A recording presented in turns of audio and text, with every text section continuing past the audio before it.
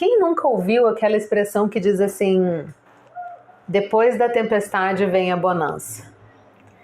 Eu escutei muito isso quando eu era pequena e eu ficava pensando, cara, não faz sentido, né? Tempestade, ainda mais criança, que a gente tem um medo. Quando você é criança, você tem um medo da tempestade, né? Você pensa, nossa, vai acabar o mundo. E aí eu escutava os adultos falando isso e eu ficava pensando, primeiro eu não sabia o que era bonança, e depois pensava, mas estão enxergando coisa boa nesse, eu tô morrendo de medo.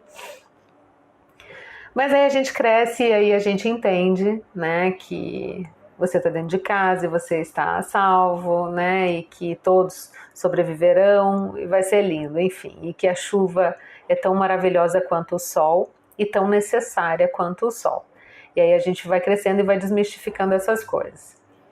Então, mas falando agora da minha visão de adulta disso, depois da tempestade, algumas plantas que não tinham acesso ao sol passam a ter acesso ao sol. As grandes árvores são derrubadas e arranca com raiz e tudo mais, enfim. E essas plantas que antes não tinham oportunidade, agora têm uma oportunidade. Então, na minha leitura é isso, sabe? Existe uma certa renovação. A terra fica encharcada de água, o solo fica revolto, né? Toda essa perturbação acaba revolvendo a terra e ali começam a surgir e aparecer coisas que, né, plantas que você não estava enxergando, não estava percebendo.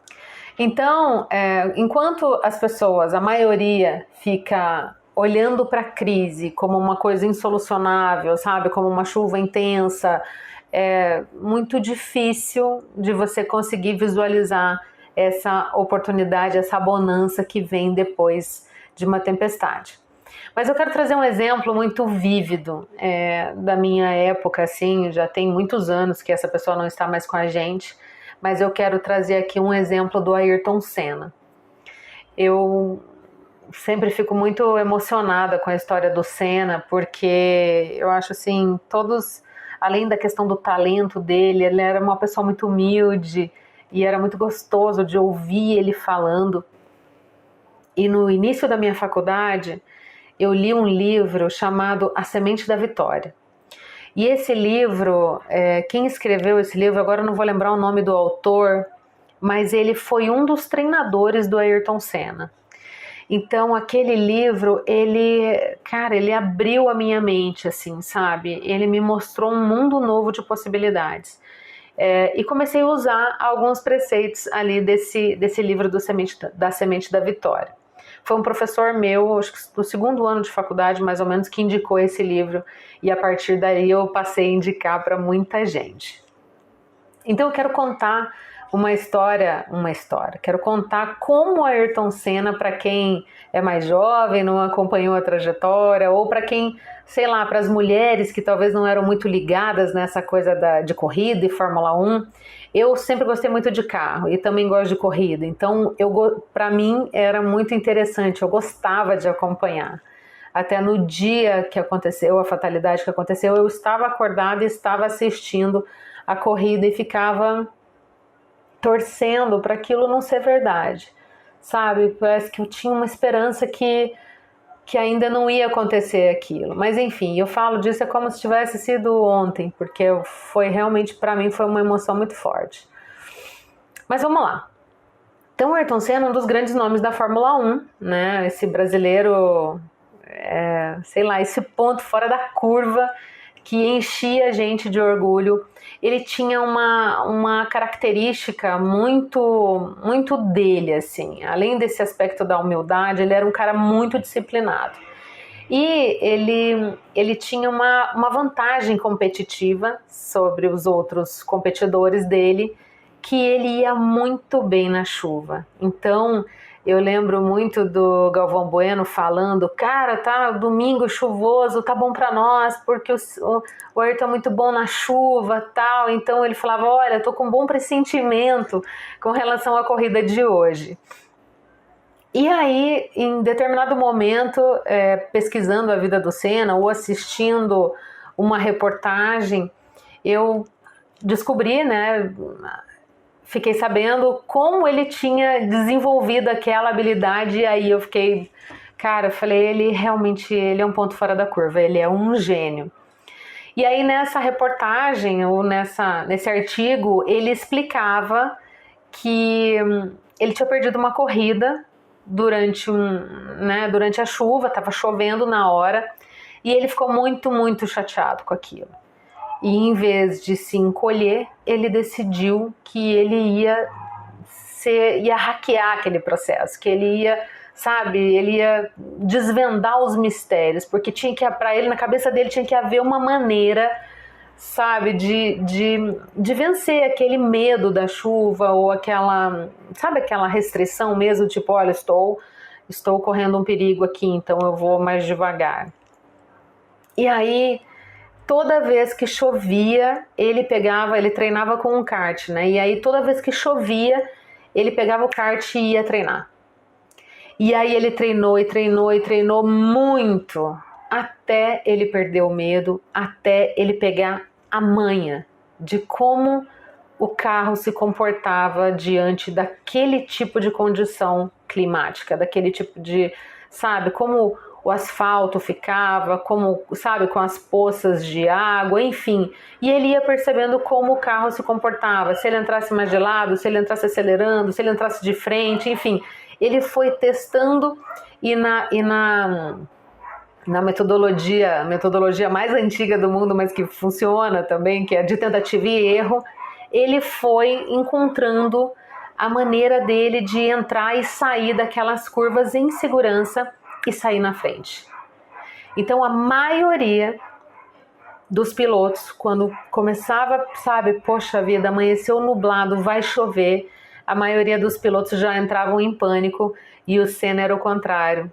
Ele amanhecia o dia e ele via que o tempo estava virando para chover, e ele pensava, tá para mim, porque eu estou treinado, eu estou preparado para essa adversidade. Eu usei todo o meu recurso, todo o meu tempo, toda a minha expertise para desvendar todas as possibilidades, para conhecer esse campo, para conhecer o meu veículo, para saber até onde o meu veículo pode ir em segurança e me dar essa vantagem perante os outros. Cara, eu acho essa história sensacional e muito, como que se diz, inspiradora. Porque, eu não sei você que está me ouvindo aí, mas a gente precisa, gente, de histórias inspiradoras. Eu não sei, algumas pessoas se alimentam de coisas que botam para baixo. Eu quero assistir coisas e ver coisas que me coloquem para cima, que me motive, sabe? Que me dê esse gás extra de dizer assim, cara, eu vou para cima, eu não vou me encolher. Eu quero ir pra cima, essa é a minha inspiração, eu quero fazer que nem esse cara fez. Eu quero ter esse tipo de sucesso, esse tipo de êxito. E aí todos os meus esforços vão ser em cima daquela tarefa específica, porque eu estou inspirada por aquela pessoa. Então, gente, fazendo uma analogia com o tempo que a gente está vivendo, o Senna via no dia de chuva, na tempestade, uma oportunidade. Se você ficar olhando para essa crise como um problema insolucionável, de achar que as coisas, sabe, estão muito agravadas e cada vez está pior, e você entrar nessa onda, muito dificilmente você vai encontrar a solução. Ao passo que, se você pensar como Ayrton Senna, de dizer, olha, eu preciso pilotar nessas condições adversas, porque somente isso vai me colocar em outro lugar. Então eu preciso treinar, eu preciso, sabe, desvendar tudo que é preciso. Enfim, significa que você tem que enxergar essa situação toda como uma oportunidade, como uma possibilidade.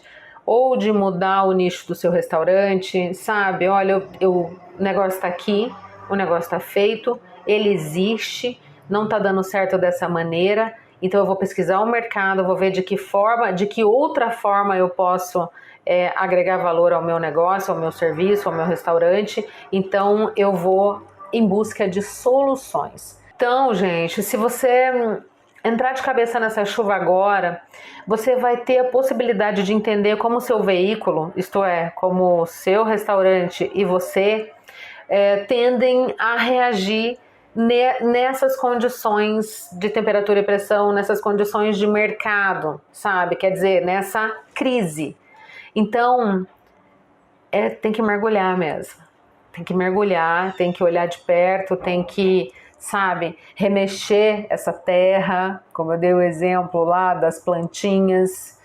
E aí toda vez que estiver chovendo, isto é, toda vez que você estiver enfrentando uma crise, você vai estar adaptado. Por quê? Porque você já mergulhou nesse mundo, você já hackeou, você já sabe como funciona. Então você não entra mais no modo reativo, você não vai botar o pé no freio no meio da aquaplanagem e perder o controle do carro e derrapar e rodar e estar fora da corrida. Não, porque você já conhece a pista. Você já sabe quais são os pontos que ela vai estar mais alagada. Você conhece o seu veículo, você conhece, isto é, né? Trazendo agora, você conhece o seu restaurante, você conhece o seu produto, você conhece o seu nicho de mercado. Então você sabe que você não tem que botar o pé no freio. No máximo você vai tirar o pé do acelerador enquanto você estiver passando por aquela aquaplanagem e depois você acelera de novo e você segue com toda a força rumo à bandeirada, sabe? E que é o quê? Que é sair dessa crise. E aí o fato é o seguinte: quem sobreviver sairá fortalecido, como sempre, como tudo na vida. Tem uma frase do Nietzsche que eu adoro, que diz assim: o que não te mata, te fortalece. Então, se você trouxer isso para esse ambiente que a gente está vivendo agora de crise, é exatamente isso. Os empresários que saírem agora, né, que estão conseguindo se manter até agora e que vão sair dessa crise, eles definitivamente sairão melhores, sairão fortalecidos. Por quê? Muito óbvio, né, gente? Muito simples. Porque quem aguentou isso e quem aguentou em pé, sabe? Ou até mesmo, teve gente que aguentou de joelho, mas aguentou.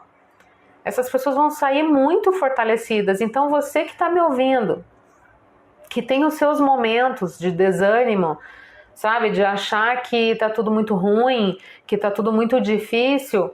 Cara, se você aguentou até agora, a gente tá nessa há um ano, há mais de um ano. Quem aguentou até agora, aguenta mais um pouco. Entende? Bota a cabeça para fora da água, puxa um fôlego e volta a nadar de novo, porque tem muita coisa ainda pra gente passar até realmente finalizar.